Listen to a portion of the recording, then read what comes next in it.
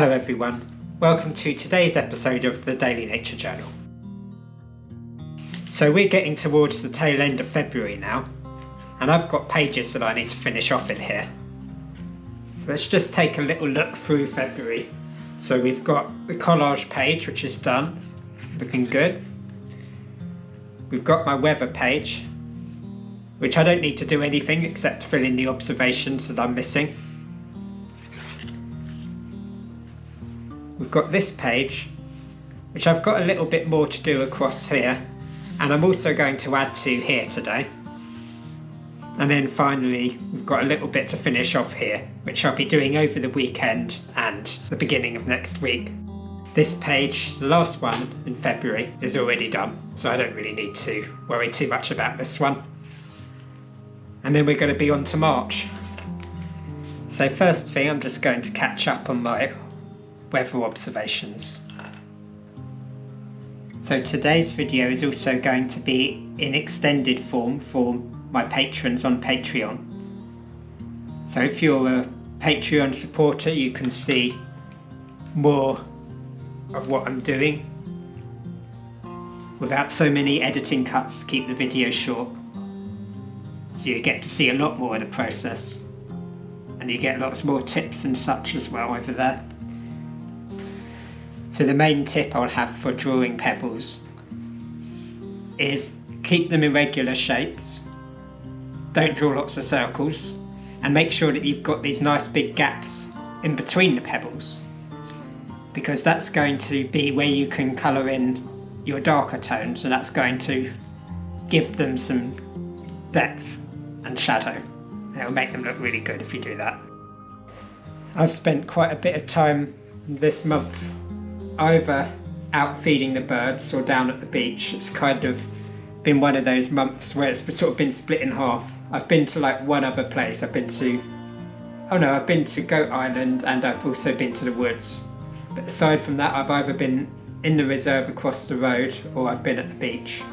But I've still, found enough information from these trips to create these pages.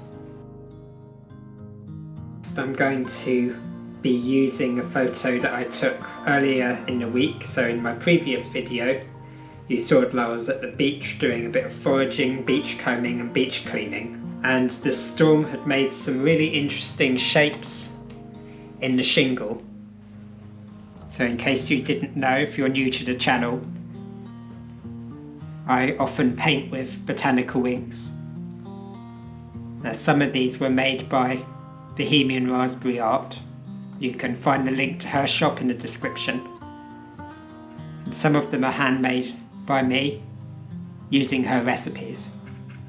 And you can go into the videos on this channel and find videos telling you all about how to make these botanical inks. And I'm going to be adding those throughout this year. So if you're interested in painting with plants, make sure you subscribe to keep an eye on that. It's very, very satisfying painting using materials that you've made yourself.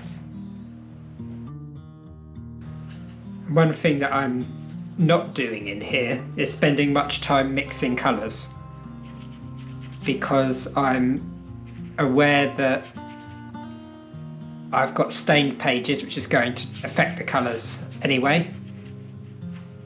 Also, it takes a lot of time to do that, and I'm not using this as an exercise in being able to paint things in realistic colours. So if you take the pressure off yourself and just don't worry too much about it, what you're expressing changes. So instead of worrying too much about getting a realistic representation of something, you're thinking more about, can I evoke the memory that I have of this time and this place?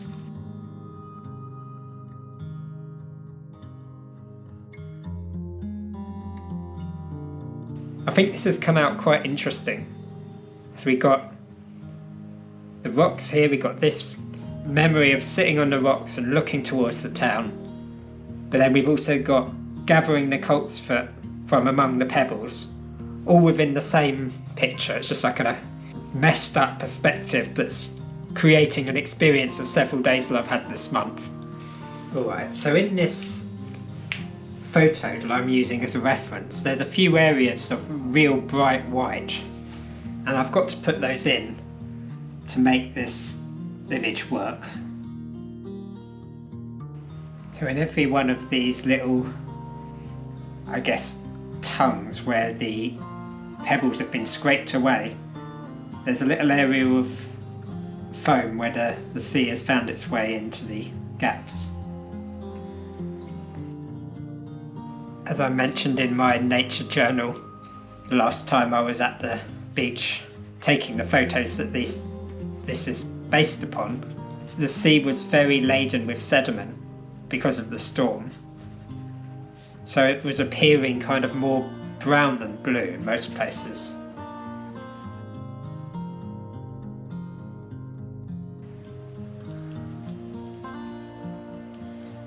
This one would have been easier to do on white paper, but there's something actually quite nice about the yellow, I think, as a ground here.